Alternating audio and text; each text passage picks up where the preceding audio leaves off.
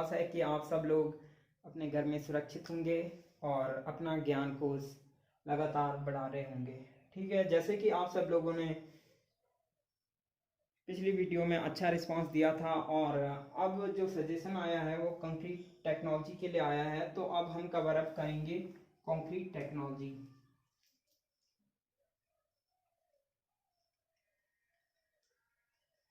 Concrete technology इस lecture में हम समझेंगे कि कंक्रीट टेक्नोलॉजी यानी कि कंक्रीट टेक्नोलॉजी की रिक्वायरमेंट क्यों है, कंक्रीट टेक्नोलॉजी कंक्रीट क्या है और क्या इसके प्रॉपर्टीज हैं और किसे क्यों रिक्वायरमेंट है आपकी कंक्रीट की। ठीक है, तो सबसे पहले हम समझते हैं कि कंक्रीट क्या है, व्हाट इज कंक्रीट। फिर समझेंगे क्यों ज़रूरत है कंक्रीट की। ठीक है, तो कंक्रीट क्या है? Concrete is a mixture of water, cement and aggregate. और एग्रीगेट भी कौन से? Fine aggregate plus COARSE, coarse aggregate. ठीक है, concrete is a mixture of water, cement and aggregate. ठीक है, अगर देखो यार, ये जो लेक्चर है ये सेमेस्टर वालों के लिए भी है और जो भी आपके कॉम्पिटिटिव एग्जाम की तैयारी कर रहे हैं उनके लिए भी है। तो आप इसे जितने भी आप सिविल वालों को जानते हैं या जो भी सिविल इंजीनियरिंग से रिलेटेड पढ़ाई कर रहे हैं तो उन लोगों को आप शेयर कर सकते हैं। तो वीडियो को थोड़ा शेयर भी करा करो यार। ठीक है, तो कंक्रीट समझते हैं। कंक्रीट क्या है? Concrete is a mixture of water, cement and aggregate with a fix proportion. अगर हम क्या करते हैं, वाटर, सीमेंट और एग्रीगेट को और एग्रीगेट भी कौन से? फाइन एग्रीगेट और कोर्स एग्रीगेट को एक फिक्स रेशियो में अगर मैं मिलाता हूं या फिक्स प्रपोर्शन में मैं मिलाता हूं तो उसे मैं कहूंगा कंक्रीट। इन फिक्स प्रपोर्शन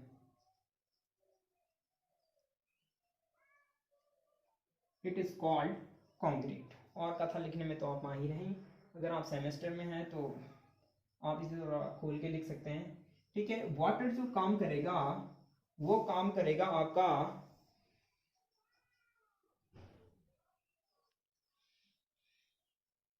ये आपका काम करेगा वर्कबिलिटी बढ़ाने के लिए, workability plus heat of hydration. ठीक है, जो वाटर है आपका वो वर्कबिलिटी बढ़ाने का काम करेगा और काम करेगा हीट ऑफ हाइड्रेशन का। ठीक है, दूसरा आपका इसमें आएगा फाइन एग्रीगेट। ठीक है, फाइन एग्रीगेट्स फिलर्स का काम करते हैं। ठीक है, जो भी वाइड रहेंगे, माना ये आपकी कंक्रीट है, कंक्रीट आपने बनाई तो जो वाइड को फिलअप करने का काम करती है, एग्जाम्पल के लिए आपकी सैंड हो गई। ठीक है, तो ये आपका फिलर के काम करेंगे। और कोर्स एग्रीगेट, ठीक है, कोर्स एग्रीगेट काम करेंगे आपका स्ट्रेंथ प्रोवाइड करेगी आपकी कोर्स एग्रीगेट। और कितना स्ट्रेंथ प्रोवाइड करेगा? वो रहेगा आपका 70 to 75% तक आपका स्ट्रेंथ देता है कोर्स एग्रीगेट। ठीक है, फाइन एग्रीगेट में आप लिख सकते हैं सैंड और कोर्स एग्रीगेट में आएंगे आपकी रोडी, हिंदी में बोले तो रोडी नॉर्मली। ठीक है, या भी जो आपके स्टोन के टुकड़े होते हैं, ठीक है, उन्हीं कहेंगे कोर्स एग्रीगेट। ठीक है, तो इतना तो क्लियर हो गया होगा कि कंक्रीट क्या है। ठीक है, अब एक और टर्म आता है इसमें कि अगर हम क्या करें, water plus cement plus fine aggregate का मिक्सअप करें तो इन्हें बोलते हैं हम मोटार। ठीक है, क्योंकि हिंदी में दोनों को ही मसाला बोलेंगे तो थोड़ा बहुत डाउट लगता है कि मसाला क्या है और कंक्रीट क्या है। ठीक है, अगर वाटर, सीमेंट, फाइन एग्रीगेट मिलाए तो मोटार, और water, cement, fine aggregates plus coarse aggregate मिलाए तो concrete in a fix proportion. ठीक है, क्लासिफिकेशन आगे पढ़ेंगे। ठीक है, अब पढ़ेंगे हम क्लासिफिकेशन ऑफ कंक्रीट। अब हम पढ़ेंगे क्लासिफिकेशन ऑफ कंक्रीट। ठीक है, कंक्रीट के क्लासिफिकेशन ऑफ कंक्रीट। तो पहला क्लासिफिकेशन हम पढ़ेंगे according to binding material. According to binding material,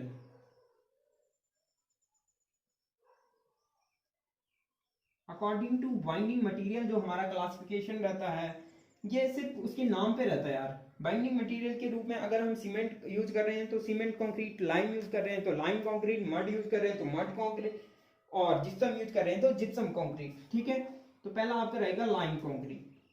theory अगर आप सेमेस्टर में तो आप थ्योरी लिख सकते हैं, इसके आगे कोई ज्यादा वो नहीं है। जिप्सम कंक्रीट, तीसरा आपका सीमेंट कंक्रीट, और चौथा आपका मड कंक्रीट। मड कंक्रीट, ठीक है। पहला क्लासिफिकेशन हो गया according to binding material lime. अगर लाइम यूज कर रहे हैं बाइंडिंग मटेरियल के रूप में तो उसे बोलूंगा लाइम कंक्रीट। अगर जिप्सम यूज कर रहे हैं तो उसे बोलूंगा जिप्सम कंक्रीट। अगर सीमेंट यूज कर रहा हूं तो उसे बोलूंगा सीमेंट कंक्रीट। और अगर मिट्टी का यूज मैं कर रहा हूं तो उसे बोलूंगा मड कंक्रीट। ठीक है, अब दूसरा जो क्लासिफिकेशन है बहुत ही इंपॉर्टेंट क्लासिफिकेशन, जिसे मैं बोलूंगा according to proportion. According to proportion या on the basis of proportion, एक ही चीज है।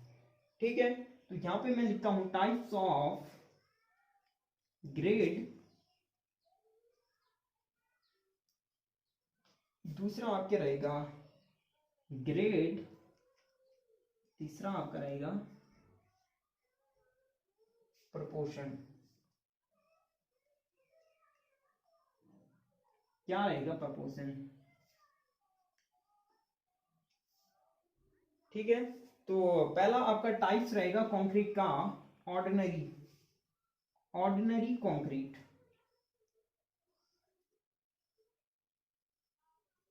ऑर्डिनरी कंक्रीट, ठीक है। और ऑर्डिनरी कंक्रीट में आएंगे आपके M5, M7.5, M10, M15, M20, और बस इतने ये आएंगे आपके ऑर्डिनरी कंक्रीट में। ठीक है, और जो इनका प्रोपोर्शन रहेगा वो रहेगा 1:5:10, 1:4:8, 1:3:6, 1:2:4, 1:1.5:3। ठीक है, दूसरा आपका रहेगा स्टैंडर्ड कंक्रीट। स्टैंडर्ड कंक्रीट,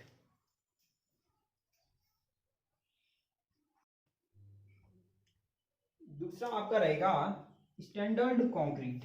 ठीक है, तो स्टैंडर्ड कंक्रीट में आएंगे आपके M25 से लेकर M55 तक। ठीक है, ये रहेंगे आपके स्टैंडर्ड कंक्रीट। और तीसरा रहेगा आपका हाई स्ट्रेंथ कंक्रीट।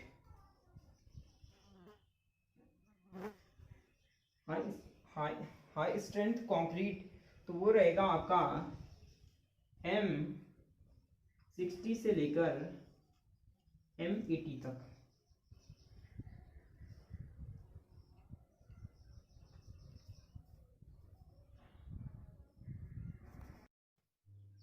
M60 से लेकर M80 तक आपका रहेगा हाई स्ट्रेंथ कंक्रीट। ठीक है, और रेशियो नॉर्मली आपका M20 तक ही पूछेगा, M25 का भी लिख लो 1:1:3। ठीक है, इनका रेशियो नहीं पूछेगा यार कहीं भी। ठीक है, और दूसरा अगर हम देखें तो M15 तक, इन्हें बोलते हैं हम लीन कंक्रीट भी बोलेंगे इसे, लीन कंक्रीट। और यहां से लेकर यहां तक बोलते हैं इन्हें रिच कंक्रीट। Rich concrete. ठीक है, इतना क्लियर हो गया होगा। क्लासिफिकेशन पढ़ दी हमने ऑन द बाइंडिंग मटेरियल और ऑन द प्रपोर्शन। ठीक है, और एम इसमें शो करेगा आपका मिक्स, और 20 होगा आपका, या ये जो नंबर्स हैं आपके, अगर M5 दिख रहा हूं तो M है आपका मिक्स और 5 है आपका, M शो करेगा आपका मिक्स को, और जो नंबर है वो शो करेंगे आपके कैरेक्टरिस्टिक स्ट्रेंथ को। ठीक है, M शो करेगा आपका कैरेक्टरिस्टिक स्ट्रेंथ। ठीक है, स्पेलिंग का थोड़ा गड़बड़ हो सकता है यार, आप चेक कर लीजिएगा, पर होता कैरेक्टरिस्टिक स्ट्रेंथ है। ठीक है, दूसरा क्लासिफिकेशन, तीसरा क्लासिफिकेशन पढ़ेंगे हम on the basis of casting. ठीक है, यानी कि बनने के आधार पे, बनाते कहाँ पे हैं उनको ना। तीसरा जो क्लासिफिकेशन रहेगा हमारा वो रहेगा on the basis of casting. तीसरा क्लासिफिकेशन हम पढ़ेंगे on the basis of casting. ठीक है, तो इसमें पहला क्लासिफिकेशन हम पढ़ेंगे इन सिटू कंक्रीट, और दूसरा क्लासिफिकेशन आपका रहता है प्रीकॉस्ट कंक्रीट। ठीक है, इन सिटू मतलब इन साइट कंस्ट्रक्शन। जब साइट पे ही क्या करेंगे, हम कंक्रीट का निर्माण करेंगे तो उसे कहेंगे इन सिटू। और अगर हम पहले से ही कंक्रीट को मशीन में या मिक्सचर में जहां से भी बना के लाते हैं या बनाते हैं तो उसे कहते हैं क्या, प्रीकॉस्ट कंक्रीट। ठीक है, चौथा क्लासिफिकेशन हम पढ़ेंगे on the basis of bulk density. Bulk density के अकॉर्डिंग क्लासिफिकेशन। ठीक है, तो यहां पे भी लिख रहा हूं कंक्रीट, इधर मैं लिखूंगा कंक्रीट, इधर उसकी रहेगी बल्क डेंसिटी। ठीक है, तो कंक्रीट, पहला कंक्रीट रहेगा आपका extra light concrete. Extra light concrete, अगर एक्स्ट्रा लाइट कंक्रीट यानी कि वजन, डेंसिटी उसकी बहुत कम है, यानी कि वजन बहुत कम है कंक्रीट का, तो मैं उसे बोलूंगा एक्स्ट्रा लाइट कंक्रीट। और वो कितने से, बल्क डेंसिटी कितनी होनी चाहिए उसकी, 500 kg पर मीटर क्यूब से अगर कम है तो उसे मैं बोलूंगा एक्स्ट्रा लाइट कंक्रीट। ठीक है, दूसरा क्लासिफिकेशन रहेगा दूसरा रहेगा इसमें लाइट कंक्रीट या लाइट वेट कंक्रीट। ठीक है, इसका जो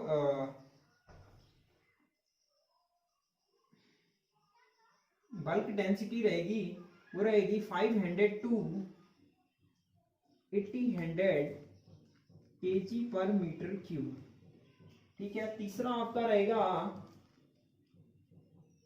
मीडियम कंक्रीट। मीडियम कंक्रीट, तो इसकी जो डेंसिटी रहेगी वो रहेगी 1800 से 2500 kg पर मीटर क्यूब। ठीक है, चौथा आपका रहेगा हाई डेंसिटी कंक्रीट। चौथा आपका रहेगा हाई डेंसिटी कंक्रीट, तो इसकी जो अगर डेंसिटी क्या है इसकी 2500 kg पर मीटर क्यूब से अधिक है तो मैं उसे बोलता हूं हाई डेंसिटी कंक्रीट। ठीक है, और यूज कहां पे होगा, large construction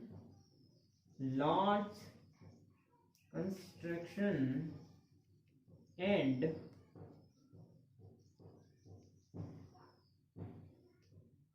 high strength required.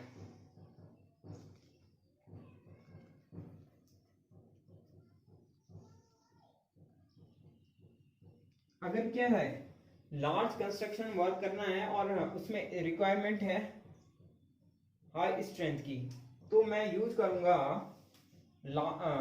करूंगा मैं क्या, हाई डेंसिटी कंक्रीट। ठीक है, पांचवा क्लासिफिकेशन करेंगे बेस्ड ऑन स्ट्रेंथ। चौथा क्लासिफिकेशन है आपका बेस्ड ऑन स्ट्रेंथ क्लासिफिकेशन, ठीक है। इसमें आपके दो कंक्रीट आते हैं यार, लीन कंक्रीट, जो कि मैंने अभी पीछे बता चुका हूं आपको कौन कौन से होते हैं, लीन कंक्रीट, और तीसरा आपका दूसरा इसमें रहेगा आपका रिच कंक्रीट। ग्रेड के बारे में आगे डिस्कशन करेंगे, ठीक है। कितना समझ गए होंगे आप कि कंक्रीट क्या है, उसके क्लासिफिकेशन क्या है, और कहाँ कहाँ पे वो बनते हैं, ठीक है। तो इतना क्लियर है। अब हम एक ऐसी टॉपिक पढ़ लो यार, थोड़ा ऐसी एक पॉइंट है, एक चीज आती है सुर्खी, सुर्खी, सुरती नहीं सुर्खी, ठीक है। तो सुर्खी, सुर्खी क्या है, डस्ट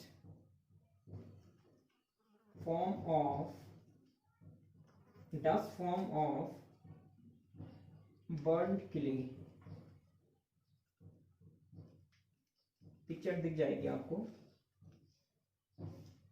और दूसरा होता है आपका सुर्खी मोटार, ठीक है, सुर्खी मोटार। ये डायरेक्टली पूछ लेगा तो आप इसे याद कर लेना। वाटर सीमेंट प्लस, नहीं सीमेंट नहीं आएगा, lime, lime sorry, lime plus सुर्खी। सुर्खी यूज कर लेते हैं हम सैंड की जगह, चिनाई के लिए यूज होता है नॉर्मली ये भी, ठीक है। इकोनॉमिकल पड़ता है और स्ट्रेंथ अच्छी देता है, तो इसलिए यूज हो जाता है कहीं कहीं।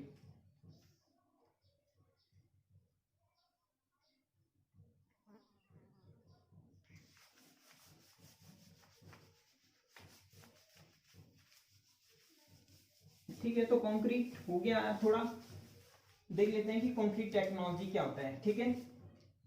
कंक्रीट टेक्नोलॉजी क्या है यार, एक स्टडी है जिसमें हम कंक्रीट की प्रॉपर्टीज, डिस्क्रिप्शन,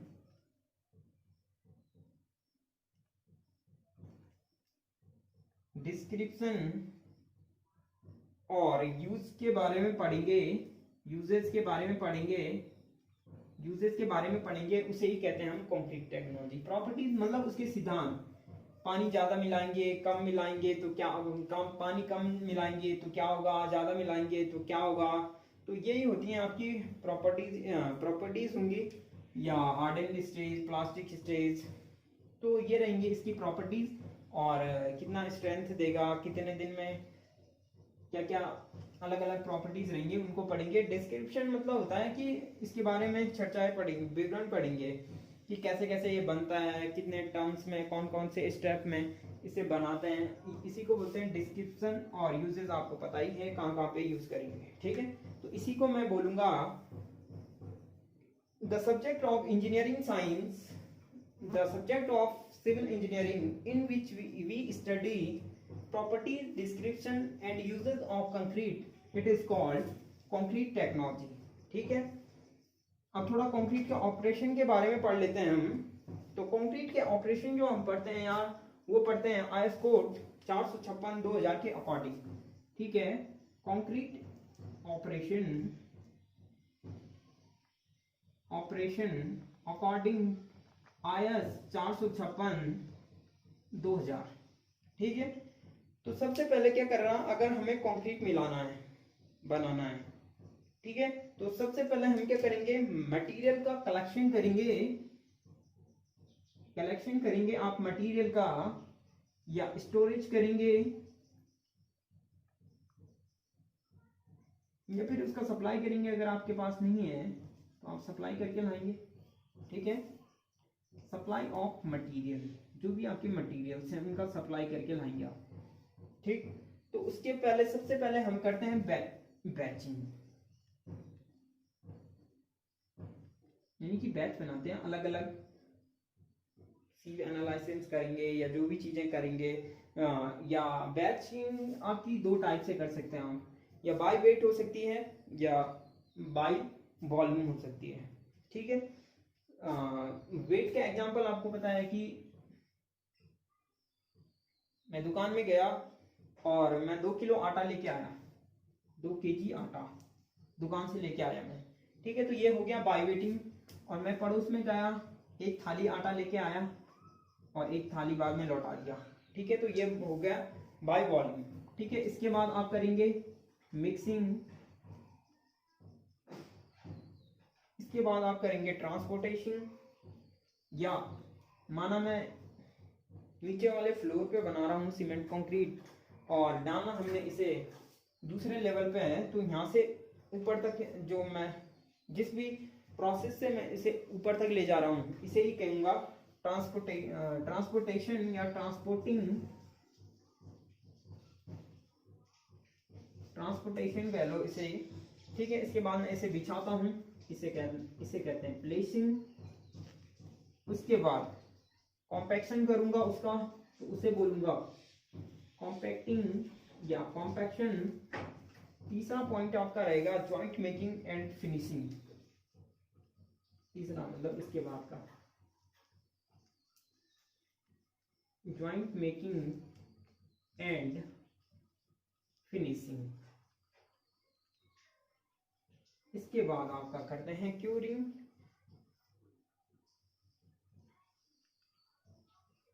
और इसके बाद करेंगे फिनिशिंग। इनको आप सीधे याद रख लेंगे या डायरेक्टली पूछ लेगा कहीं से, ठीक है। तो याद कैसे रखेंगे आप थोड़ा देख लेते हैं। आप सीधे याद कर सकते हैं batching, mixing, transportation, placing, compacting, joint making, curing, finishing. या तो फिर आप ऐसे कर सकते हैं BMTP JQ प्लस में आपका फिनिशिंग है BMTJQ, BMTJQ,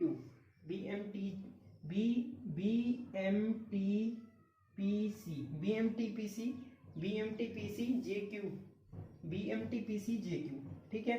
आप ऐसे में याद करिए या फिर नॉर्मल ऐसे ही याद कर लीजिए, कोई फर्क नहीं पड़ेगा, ठीक है।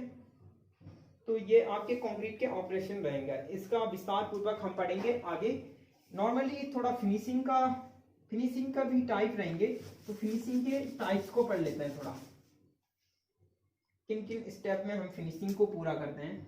तो नॉर्मली आप फिनिशिंग को 3 स्टेप में पूरा करेंगे हम, ठीक है।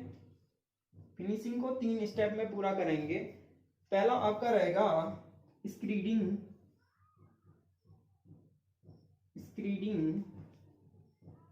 SC, स्पेलिंग का थोड़ा दिक्कत होगा तो कोई झेल लेना। स्क्रीडिंग, ठीक है। स्क्रीडिंग क्या होता है, जब भी हम कंक्रीट को बिछाते हैं, ठीक है, कंक्रीट को बिछाया हमने, माना ये कंक्रीट है, तो इसे नॉर्मली अगर मैं तसला लाता हूँ और गिरा देता हूँ, ठीक है। तो उसके बाद क्या करता हूँ, मैं एक फट्टा लाता हूँ, ठीक है। माना इसको थोड़ा लंबा समझ लो, और एल्यूमिनियम का रहता है, एल्यूमिनियम बार रहती है, तो उससे मैं क्या करता हूँ, इसे पहले प्लेन करता हूँ, हल्का सा प्लेन करता हूँ, यानी कि सारी जगह पे बराबर बराबर आ जाए, ठीक है। तो इसी को मैं कहता हूँ क्या, स्क्रीडिंग। या आप अगर आप लैंग्वेज में लिखना चाहते हैं तो remove excess quantity of concrete, इसी को मैं कहता हूं स्क्रीडिंग, ठीक है। दूसरा आएगा आपका फ्लोटिंग, ठीक है। फ्लोटिंग क्या होता है, आपका जो भी आपका इरेगुलरिटीज रह जाती है,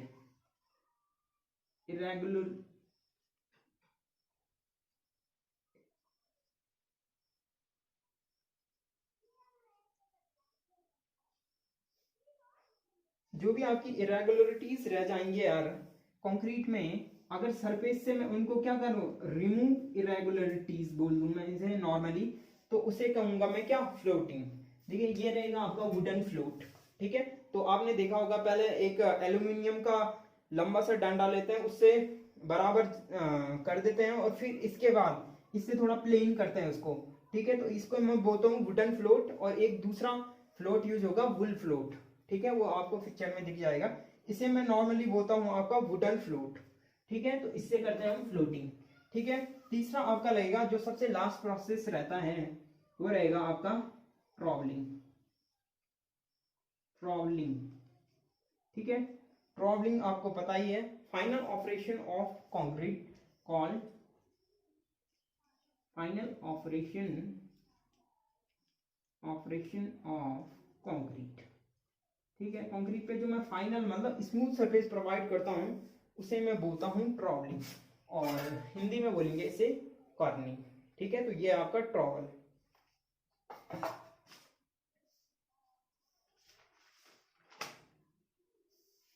ठीक, अब हम पढ़ेंगे स्टेज ऑफ कंक्रीट, ठीक है। कंक्रीट की 2 स्टेजें होती है, स्टेजेस ऑफ कंक्रीट। कंक्रीट की नॉर्मली 2 स्टेजें रहेंगी। पहला स्टेज आपका रहेगा प्लास्टिक स्टेज, और दूसरा रहेगा आपका हार्डेंड स्टेज, यानी कि हार्ड अवस्था में। तो इनकी थोड़ा प्रॉपर्टीज देख लेते हैं, क्या रहती है प्रॉपर्टीज, ठीक है। जो प्लास्टिक स्टेज है उसमें आपकी प्रॉपर्टी रहती है वर्कएबिलिटी की, मतलब काम कर सकते हैं आप आसानी से, ठीक है। आप आसानी से मिक्स कर सकते हैं, इसको ट्रांसपोर्टेशन कर सकते हैं इसका आसानी से, और एक स्थान से दूसरे स्थान पर नॉर्मली ले जा सकते हैं, ठीक है। तो इसे कहते हैं वर्कएबिलिटी, ठीक है। और जो आपका प्लास्टिक स्टेज रहता है वो रहता है आपका free from segregation, free from segregation, ठीक है। और एक और हार्शनेस रहता है, मतलब रफ सरफेस नहीं रहता है इसका,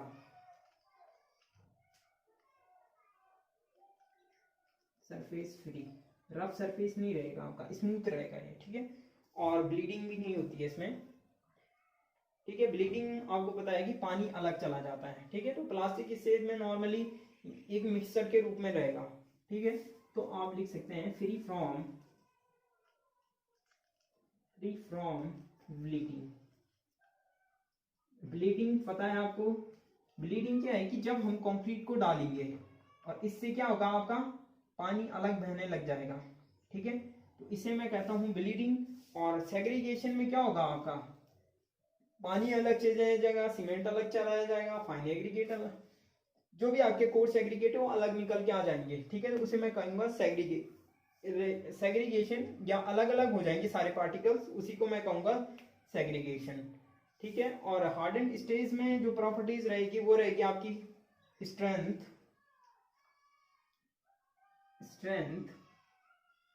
ड्यूरेबिलिटी, काफी ड्यूरेबल रहता है यार। और ड्यूरेबिलिटी में एक क्वेश्चन बनता है कि जो भी आपकी कंक्रीट है इसकी स्ट्रेंथ मैक्सिमम होगी 7 दिन में, 14 दिन में, 28 दिन में, या इन्फिनिटी में, ठीक है। तो इसका है अनंत, यानी कि इन्फिनिटी टाइम में, जैसे जैसे टाइम बढ़ेगा वैसे वैसे क्या कंक्रीट आपकी स्ट्रेंथ बढ़ती रहेगी, ठीक है। दूसरी प्रॉपर्टी इसकी रहती है इम्परमिएबल, ठीक है। इम्परमिएबल रहती है आपकी हार्डन कंक्रीट। और डायमेंशन चेंज बहुत कम होता है आपका हार्डन कंक्रीट में, ठीक है। ठीक, अब अभी हमने पढ़ा था कि मिक्स, एक हमने पढ़ा था M5, तो इसको आपने मिक्स बोला, और नंबर जो रहा आपका उसको बोला आपने कैरेक्टरिस्टिक स्ट्रेंथ, ठीक है। तो अब हम पढ़ेंगे कैरेक्टरिस्टिक स्ट्रेंथ क्या होती है, ठीक है। विस्तार पूर्वक पढ़ेंगे व्हाट इज कैरेक्टरिस्टिक स्ट्रेंथ, ठीक है। तो कैरेक्टरिस्टिक स्ट्रेंथ क्या होता है इसके बारे में पूरा पढ़ेंगे। कैरेक्टरिस्टिक स्ट्रेंथ, ठीक है। तो कैरेक्टरिस्टिक स्ट्रेंथ क्या होता है यार, जिसपे हमारे क्या होते हैं 95 या 95 से ज्यादा फिर सैंपल पास हो जाते हैं, तो उसे मैं बोलूंगा कैरेक्टरिस्टिक स्ट्रेंथ। या 5% से कम सैंपल फेल हो जाते हैं तो उसे मैं कहूंगा क्या, characteristic strength. the strength at which pass 95% or more than 95% sample are pass, it is called characteristic strength. Example के लिए यहाँ पे हमने देखा था M5, ठीक है। तो M5 यानी कि 5 इसका क्या है, 5 इसका है कैरेक्टरिस्टिक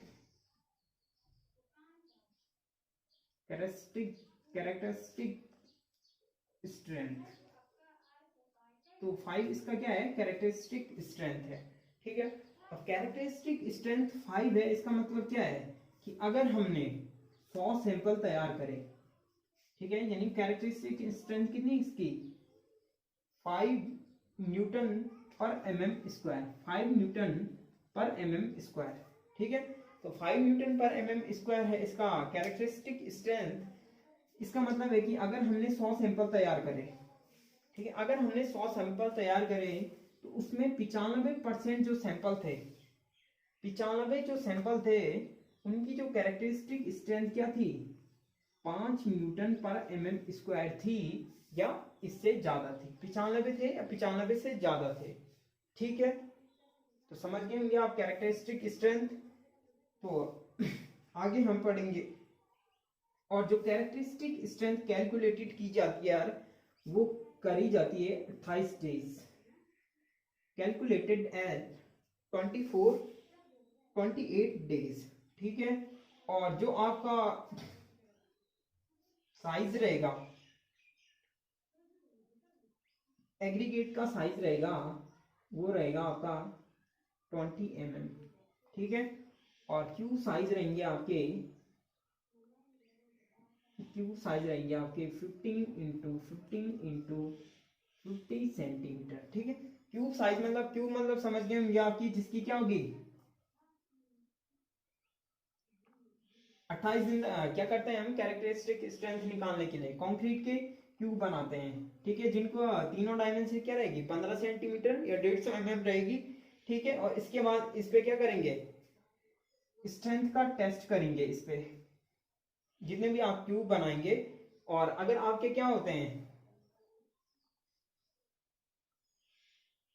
जो भी है आपके क्यूब बनाए हमने, जिनकी डायमेंशन की क्या थी 15 सेंटीमीटर और हाइट भी इसकी, लेंथ भी इसकी कितनी थी 15 सेंटीमीटर, ठीक है। तब जो क्यूब प्राप्त होगा, और 28 दिन के बाद क्या करते हैं, इसका कंप्रेसिव स्ट्रेंथ टेस्ट करता है। और अगर 95 या 95% से सेम कैरेक्टरिस्टिक स्ट्रेंथ दिखाते हैं, सेम स्ट्रेंथ दिखाते हैं, तो उसे ही बोलते हैं कैरेक्टरिस्टिक स्ट्रेंथ, ठीक है। और अगर हम प्रैक्टिकल कर रहे हैं सिलेंडर पे,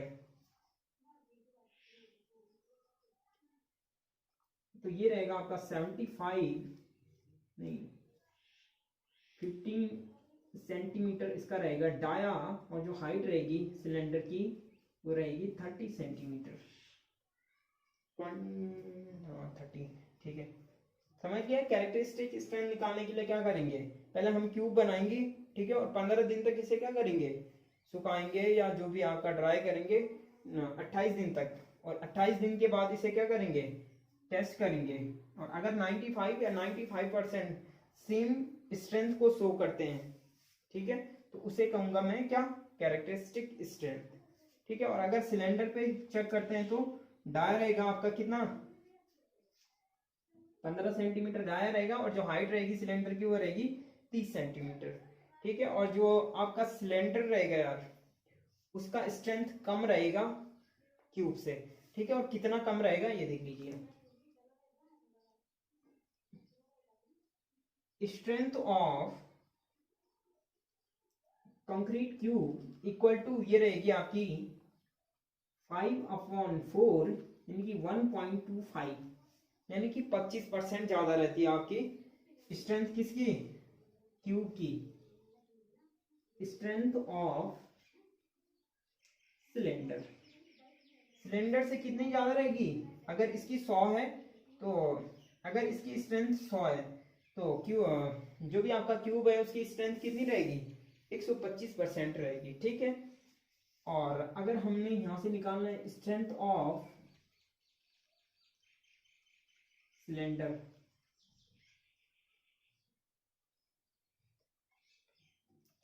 सिलेंडर का अगर निकालना है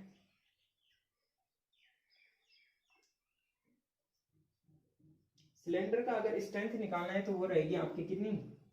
4/5 स्ट्रेंथ ऑफ क्यूब, यानी कि 0.8 यानी कि 80%।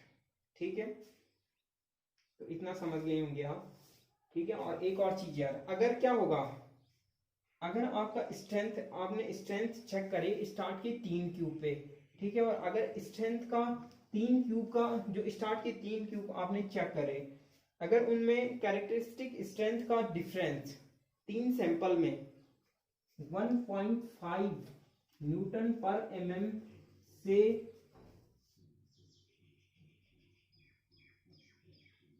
डिफरेंस आता है या मोर देन अलग अलग आते हैं 1.5 न्यूटन पर एमएम स्क्वायर से ज्यादा का डिफरेंस आते हैं, तो आप टेस्ट को क्या करोगे?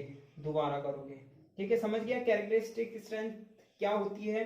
कैरेक्टरिस्टिक स्ट्रेंथ क्या होती है? जिसपे आपके 5% या 5 से कम डाटा फेल हो जाते हैं, या 95% से डेटा क्या हो जाते हैं? पास हो जाते हैं, उसे बोलूंगा मैं कैरेक्टरिस्टिक स्ट्रेंथ। और कैरेक्टरिस्टिक स्ट्रेंथ टेस्ट करने के लिए हम क्या करते हैं? 15 × 15 × 15 सेंटीमीटर क्यूब का एक घन बनाते हैं, और उस पे क्या करते हैं? 28 दिन तक उसे क्या करते हैं? ड्राई करते हैं, और उसके बाद उस पे क्या करते हैं? स्ट्रेंथ का टेस्ट करते हैं। अगर स्ट्रेंथ स्टार्ट के 3 क्यूब का अगर डिफरेंस 1.5 mm न्यूटन 1.5 न्यूटन पर एमएम स्क्वायर से अलग आता है, तो टेस्ट क्या करेंगे आप? दोबारा करेंगे।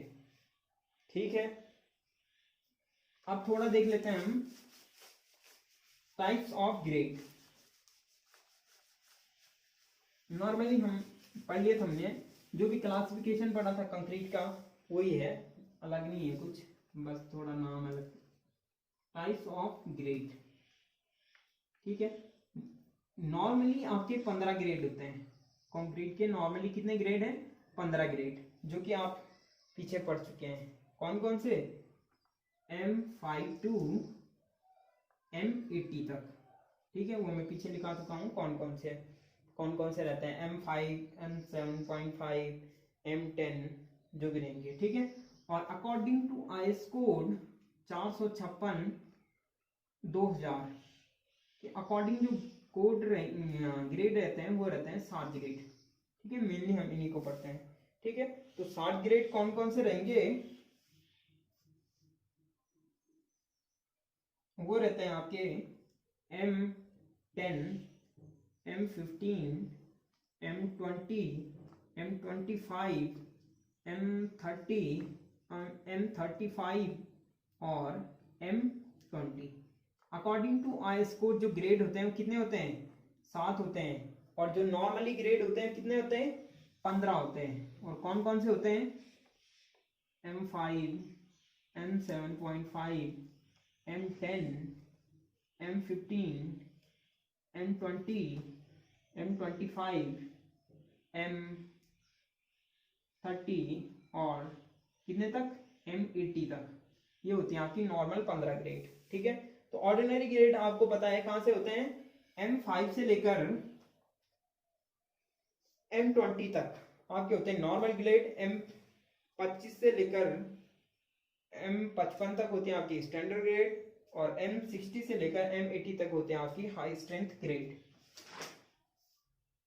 ठीक है, और अब थोड़ा नोट करके पढ़ लेते हैं यार, या कुछ जो प्रॉपर्टीज होती है आपकी कंक्रीट की वो क्या क्या रहती हैं, या जो प्रॉपर्टीज ऑफ कंक्रीट या इंपॉर्टेंट पॉइंट्स जो भी आपके समथिंग अबाउट कंक्रीट।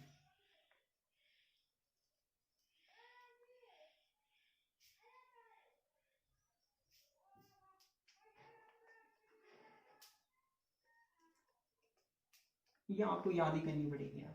ठीक है, तो लेक्चर दोनों के लिए था, सेमेस्टर वाले हो या अगर आप प्रिपरेशन कर रहे हो किसी जेई एग्जाम की या एई एग्जाम की, तो आप इस लेक्चर को देख सकते हैं या जो भी आपके जानने वाले हैं उन तक शेयर कर सकते हैं। तो प्लीज़ थोड़ा शेयर करिए यार, कम से कम 100 लाइक का टारगेट रहेगा तो उसे पूरा करिएगा। ठीक है, फ्लेक्सुरल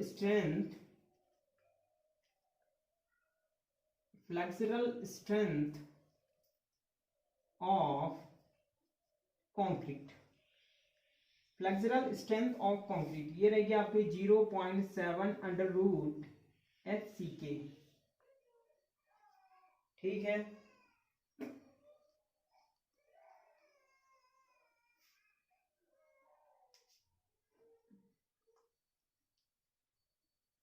इलास्टिक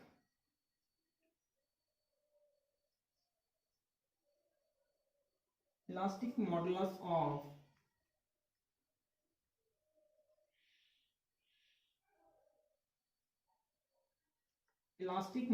ऑफ कंक्रीट ये रहेगा आपका 100 अंडर रूट FCK। और FCK क्या है इसमें, इलास्टिक मॉडुलस ऑफ कंक्रीट है आपका 500 अंडर रूट FCK। यानी कि FCK क्या है, कैरेक्टरिस्टिक स्ट्रेंथ ऑफ कंक्रीट। ठीक है, तो आपको कंक्रीट का कैरेक्टरिस्टिक स्ट्रेंथ दे दिया गया होगा। अगर आपको दिया गया है कि M5 आपका ग्रेड है और फ्लेक्सुरल स्ट्रेंथ ऑफ कंक्रीट निकालेंगे तो आप निकाल देंगे 0.7 अंडर रूट जो भी आपका कैरेक्टरिस्टिक स्ट्रेंथ है। ठीक है, तो इलास्टिक मॉडुलस ऑफ कंक्रीट होगा आपका 500 अंडर रूट FCK और ये होता है आपका IS 456 2000 के अकॉर्डिंग। ठीक है, और दूसरा रहेगा आपका 5700 अंडर रूट FCK, वो ये रहेगा आपका IS 456 1978 के अकॉर्डिंग, ये रहेगा 5700 अंडर रूट FCK। ठीक है, तीसरा टॉपिक हम इसमें, तीसरा पॉइंट हम इसमें देख सकते हैं, पढ़ सकते हैं, ये आपको मिल जाएगा MCQ वाली बुकों में जब भी आप देखेंगे। Specific heat of concrete. ठीक, तो वो रहेगा आपका 840 से 1170 जूल पर केजी पर डिग्री सेल्सियस। ठीक है, specific gravity of concrete, specific gravity of concrete, तो कंक्रीट की जो स्पेसिफिक ग्रेविटी रहती है यार वो रहती है 2.5 से 3.5 की रेंज में। ठीक है, ये चीजें आपको डायरेक्ट याद करनी है यार। पांचवा टॉपिक आपका रहेगा यूनिट वेट और density of concrete, unit weight और डेंसिटी ऑफ कंक्रीट। ठीक है, वो आपका रहेगा कितना, वो आपको पता ही होगा 2400 kg पर मीटर क्यूब। ठीक है, और एक और इम्पोर्टेंट पॉइंट कि अगर आप जो भी आपका कंक्रीट है 28 दिन में जो उसकी स्ट्रेंथ होती है वो 70 to 80% होती है ऑफ 1 ईयर। अगर आपकी कंक्रीट की एक साल की स्ट्रेंथ देखें तो 28 दिन की जो स्ट्रेंथ होगी वो एक साल के स्ट्रेंथ की कितनी होगी, 75 to 85% तक होती है। ठीक है, तीसरा, चौथा, पांचवा, छठा पॉइंट हम इसमें पढ़ेंगे grade use of pre stress या प्री टेंशनिंग। ठीक है, प्री मतलब होता है पहले और जो पहले आया उसको ज्यादा नंबर मिले, यानी कि प्री टेंशनिंग।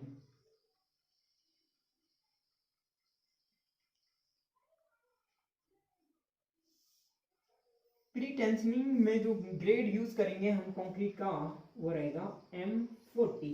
प्री मतलब पहले, और जो पहला है उसे ज्यादा मिला, यानी कि 40। ठीक है। और पोस्ट टेंशनिंग में यूज होगा आपका grade post tensioning. Post tensioning में जो यूज होगा आपका वो होगा M30। ठीक है। प्री टेंशनिंग मतलब क्या समझे? प्री टेंशनिंग मतलब जिसमें पहले ही पूरा स्ट्रेस कर दिया जाता है आपकी कंक्रीट को, बाद में उसमें कोई स्ट्रेस नहीं आता, तो उसे बोलता हूं क्या? Pre tensioning concrete. और पोस्ट टेंशनिंग मतलब क्या है? प्रिपरेशन करने के बाद उसमें टेंशन आएगा, तो उसे बोलूंगा पोस्ट टेंशनिंग कंक्रीट। ठीक है। तो पहले ही टेंशन खा दिया जिस आदमी ने, तो बाद में झेल लेगा ना, तो इसलिए उसे ज्यादा नंबर मिलते। ठीक है। तो ऐसे याद कर सकते हैं, क्योंकि याद करने के लिए भाई बहुत चीजें हैं। तो रिलेशन बना के, कॉन्सेप्ट बना के, जैसे जैसे याद कर सकते हैं वैसे वैसे याद करो। ठीक है। और जैसे मैंने अभी बोला था, जैसे जैसे एज बढ़ेगी, जैसे जैसे एज बढ़ेगी वैसे वैसे कंक्रीट का स्ट्रेंथ भी बढ़ेगा। ठीक है।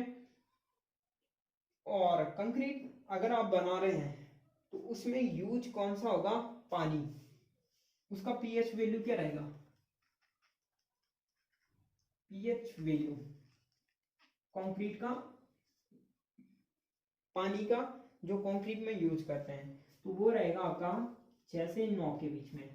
ठीक है। ठीक है, आज के लिए इतना ही। और वीडियो को शेयर करो यार, लाइक करो।